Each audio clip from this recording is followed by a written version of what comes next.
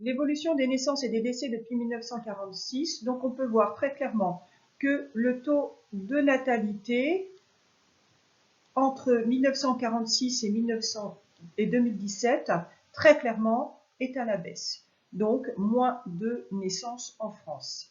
Le taux de mortalité se maintient à un niveau relativement faible, mais on voit que depuis 2006, ce taux de mortalité augmente. Donc on peut clairement dire que la situation de la France est dans une situation de post-transition démographique. La répartition par âge, donc la composition de la population française, présente une situation de vieillissement. Les plus de 65 ans représentent 20% des Français et les moins de 15 ans, 18%. Quand on compare à la situation mondiale, on voit très clairement que la France est bien dans une situation de vieillissement. Alors, on va parler de vieillissement par le haut et vieillissement par le bas. Alors, cette notion de vieillissement démographique, d'une part, par le haut. Le nombre d'effectifs de seniors augmente et l'espérance de vie augmente. Donc, vieillissement par le haut, la proportion de personnes âgées augmente. Mais on a aussi un vieillissement par le bas, c'est-à-dire par la baisse du nombre des effectifs de jeunes en raison de la baisse de la fécondité. C'est pourquoi, d'ici 2050, on peut très clairement voir que la proportion de plus de 65 ans est en augmentation.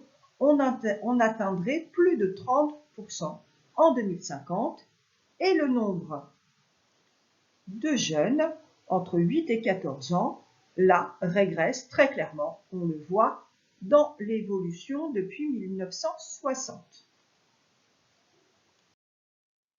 Aussi, la situation française comparée aux situations des autres États européens, on voit que la France est parvenue à se maintenir à un taux de fécondité à 1,9, qui est, avec l'Irlande, le pays qui a un taux de fécondité le plus important. Cependant, ce taux est en baisse, puisque en 2015, nous avions 2 enfants par femme, et à partir de cette date de 2015, on passe en dessous des 2 enfants par femme. Je vous rappelle, pour avoir un renouvellement de la population, il faut qu'il y ait 2,2 enfants par femme. Alors, la France, ça permet quand même à la France d'être, après l'Allemagne, le pays le plus peuplé. Alors, je vous rappelle aussi que les dynamiques d'une population, donc vous avez d'abord le solde naturel. Alors, le solde naturel, il s'obtient le nombre de naissances moins le nombre de décès égale le solde naturel. Et s'obtient, donc c'est dynamique, le solde migratoire, donc le nombre d'arrivées moins le nombre de départs. On obtient le solde migratoire. Donc, les variations de la population, les dynamiques de la population s'obtiennent par solde naturel et solde migratoire.